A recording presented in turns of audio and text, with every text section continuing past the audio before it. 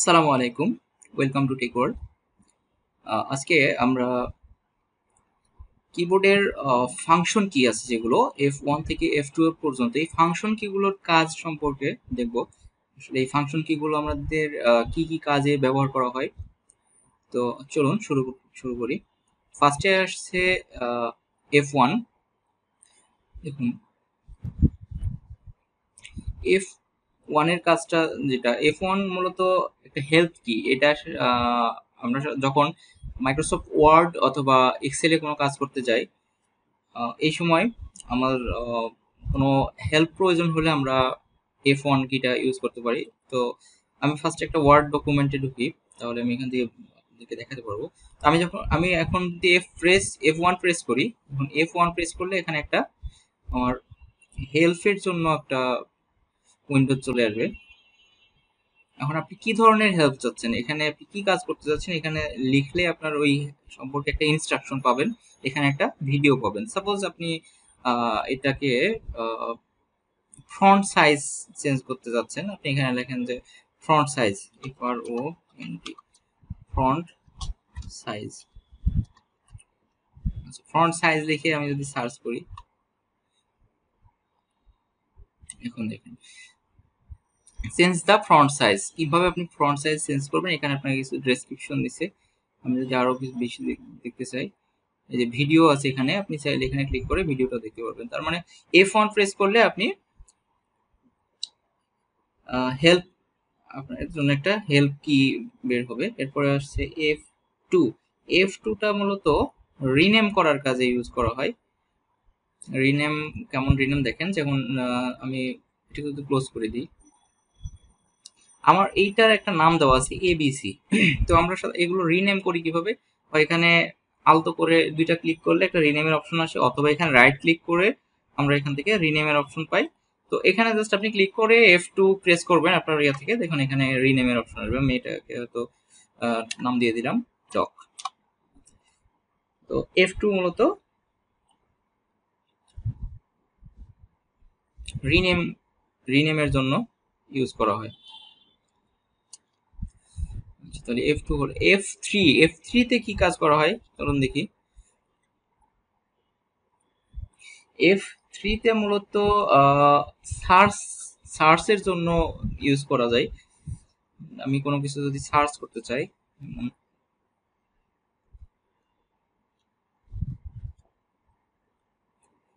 ডকুমেন্টের মধ্যে যাই। আচ্ছা, আপনি F3 প্রেস করলে এখানে কোনো কিছু সার্চ করতে চাইলে এটার একটা অপশন আসবে। আছে শিফট F3 প্রেস করলে এটা ফ্রন্ট হবে, শিফট প্লাস F3। যেমন এই ফ্রন্ট গুলোকে আপনি যদি চেঞ্জ করতে চান, ঠিক আছে, আমি যদি এই ফ্রন্ট গুলো চেঞ্জ করতে চাই, F3 প্রেস করলে এগুলো, এই ফন্ট গুলো বিভিন্ন রকম চেঞ্জ হবে। ফার্স্টে এটাকে আপার কেস করা যাবে সবগুলো, শিফট প্লাস F3, দেখুন সবগুলো আপার কেস হয়ে গেছে। আবার শিফট প্লাস F3 দিলে সবগুলো লোয়ার কেস, আবার শিফট প্লাস F3 দেন, সরি এটাকে ফার্স্টে সিলেক্ট করে নিতে হবে, এটাকে সিলেক্ট করে শিফট প্লাস F3। তো ফার্স্টেরটা ক্যাপিটাল, এরপরে সবগুলো স্মল লেটার। তো F3 এর কাজ মূলত ফ্রন্ট চেঞ্জ করার ক্ষেত্রে। আর একটা কাজ আছে এটার সার্চ এর কাজে। এখানে আপনার F3, যদি এখানে সার্চের একটা অপশন থাকে অলরেডি, এখান থেকে আপনি সার্চ করতে পারেন, আবার F3 প্রেস করলেও সার্চ করা যায়। আচ্ছা, এরপরে আসি আমরা F4 তে। F4 মূলত আপনার অল্টার এবং F4, সরি অল্টার এবং F4 প্রেস করলে কোনো একটা, আমি যেমন এটা ওপেন করে আছি, আমি যদি অল্টার এবং F4 একসঙ্গে প্রেস করি তাহলে আমার এই উইন্ডোজটা ক্লোজ হয়ে যাবে। ক্লোজ মানে এটাকে আমি ক্লোজ করতে যাচ্ছি, অল্টার F4। এই দেখুন এখানে কিন্তু আমাকে অপশন আসছে যে আমি যদি অপশনটা সেভ করতে চাই তাহলে এখানে সেভ দিলে আমার এটা ক্লোজ হয়ে যাবে, যেটা আসলে আপনি এখানে ডিরেক্ট ক্লোজে ক্লিক করলেও এই অপশনটা আসছে। তার মানে F4 এর কাজ হচ্ছে কোনো কিছুকে ক্লোজ করার জন্য। আচ্ছা, F5 মূলত আপনার এটা ব্রাউজিং এর ক্ষেত্রে ইউজ করা হয়। F5টা রিফ্রেশের কাজে ইউজ করা হয়। F5 আমি একটা ব্রাউজারে আসছি, দেখেন এখানে ফার্স্ট আমি ইউটিউবে যাই।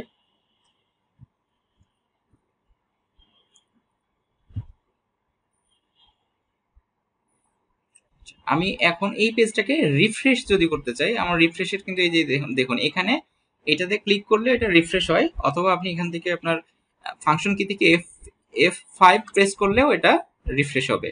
তাহলে এটা হচ্ছে আমার F5 এর কাজ।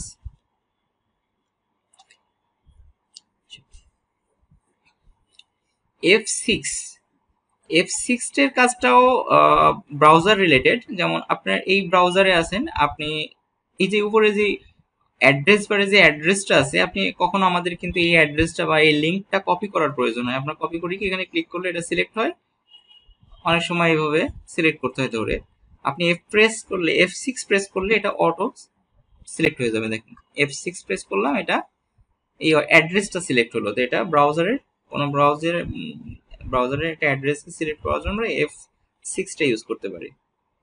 আচ্ছা, এরপরে আসছি আমরা F7 এ। F7 মূলত এটা ওয়ার্ড বা এক্সেল এইসব এখানে এগুলোর মধ্যে F7টা কাজ করা হয়। F7 মূলত F7 প্রেস করলে আপনার স্পেলিং এবং গ্রামার এরর গুলো চেক করা যায়। তো F7 প্রেস করলে দেখুন এখানে একটা আপনার স্পেলিং এর জন্য একটা অপশন চলে আসছে।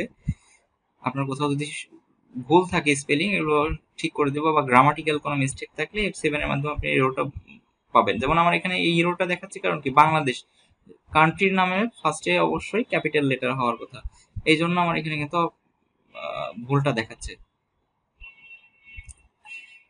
অথবা আপনি কোনো একটা স্পেসিফিক ওয়ার্ড, যেমন এখানে লেখা কি রিপাবলিক, আমি যদি এটাকে সিলেক্ট করে F7 প্রেস করি, তাহলে আমার স্পেলিংটা ঠিক আছে কিনা এটা দেখাই দিবে। এটা ক্লোজ করে দিই। রিপাবলিক, এই জাস্ট সিঙ্গেল একটা ওয়ার্ড এখানে রিপাবলিক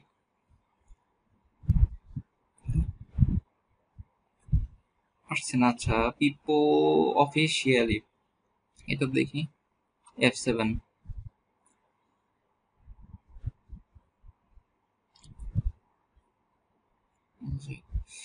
আমি এই রিপাবলিককে অথবা কান্ট্রি, এই কান্ট্রিকে দিয়ে আমি যদি শিফট ধরে F7 প্রেস করে, দেখবেন এখানে সিনোনিম অ্যান্টোনিম চলে আসবে। কান্ট্রির সিনোনিম কি কি আছে এখানে, দেখ এই সিনোনিম গুলো আপনি এখানে পাবেন। রিপাবলিক, নেশন, স্টেট, রিলেম, অনেকগুলো অপশন চলে আসছে। তার মানে আপনি এখান থেকে সিনোনিম বের করে নিতে পারবেন এই F7 ফাংশন কি এর মাধ্যমে। এরপরে নেক্সট আসছে আমাদের F8। F8টা মূলত বুট মেনু হিসেবে কাজ করে কম্পিউটারে। আপনার কম্পিউটার বুট মেনুটা ওপেন করতে হলে F8 প্রেস করতে হবে।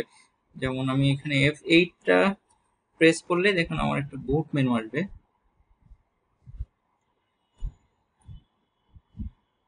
সরি, আমার কম্পিউটারের বুট মেনু হয়তো F8 এ নাই, এটা সব কম্পিউটারে থাকে না। তো অনেক কম্পিউটারের বুট মেনুটা F8 এ থাকে।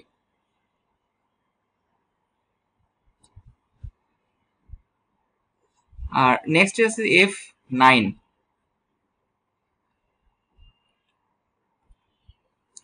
F9টাও আমাদের ওয়ার্ডের মধ্যেই কাজ হবে।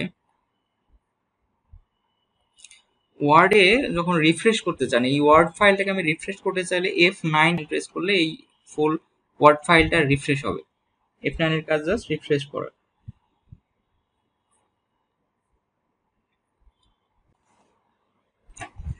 এরপরে আসছে F10। F10 মূলত রাইটে মাউসের বিকল্প হিসেবে ইউজ করা যায়। আপনি দেখুন যখন আপনার মাউসের রাইট ক্লিক প্রেস করলে যে অপশনগুলো আসে, যদি কখনো আপনার মাউসটা কাজ না করে, সেই ক্ষেত্রে আপনি কি করতে পারেন, আপনার কিবোর্ড থেকে শিফট এবং F10 প্রেস করলে দেখবেন যে আপনার কিবোর্ডের রাইট ক্লিক করলে যেগুলো আসে এগুলো আসছে। এরপরে আপনি এখান থেকে কিবোর্ডের অ্যারো, যে লেফট রাইট যে অ্যারোটা আছে, এটা ইউজ করে আপনি এই কমান্ডগুলো ইউজ করতে পারবেন। এটা হলো F10 এর কাজ। এরপরে আসছে F11। F11 মূলত ফুল স্ক্রিন করতে ইউজ করা হয়। F11টা কিভাবে ফুল স্ক্রিন করতে ইউজ করা হয় দেখেন আমি যদি এটাকে একটু শর্ট করি এই স্ক্রিনটা, আমি এখন F11 প্রেস করলে এটা ফুল স্ক্রিন হয়ে যাবে। না সরি, F11, সরি আমি একটু ব্রাউজারে ঢুকি। ব্রাউজারের এটাকে ফুল স্ক্রিন করতে F11 প্রেস করলে এটা ফুল স্ক্রিন হয়ে যাচ্ছে দেখুন। তার মানে একটা এই যে কোনো একটা ব্রাউজারে এসে এটাকে আপনি ফুল স্ক্রিন করতে চাইলে F11 প্রেস করলে এটা ফুল স্ক্রিন হয়ে যাবে। ওকে, আচ্ছা। এরপরে আসছে F12। F12 মূলত সেভ অ্যাজ হিসেবে কাজ করে। সেভ অ্যাজ কেমন, এখন আপনি একটা ওয়ার্ড ফাইলে যখন যাবেন, ওয়ার্ডের যদি ফাইলে এসে এখানে দেখেন একটা অপশন আছে সেভ অ্যাজ, আমি এটাকে ক্লিক করলে আমি কোথায় সেভ করতে যাচ্ছি সেখানে ক্লিক করে একটা নাম দিয়ে দিলে এটা এই ফাইলটাকে আমরা নতুন নামে সেভ করতে পারি। তো এই অপশনটা এইভাবে ঘোরাইতে চাই না এনে আপনি ডিরেক্ট এখান থেকে F12 প্রেস করলে এই অপশনটা চলে আসবে। ধন্যবাদ, আজকে এই পর্যন্তই। যদি ভিডিওটা ভালো লাগে তাহলে অবশ্যই লাইক এবং কমেন্ট করবেন, আর চ্যানেলে নতুন হয়ে থাকলে চ্যানেলটিকে সাবস্ক্রাইব করে সঙ্গে থাকুন। ধন্যবাদ।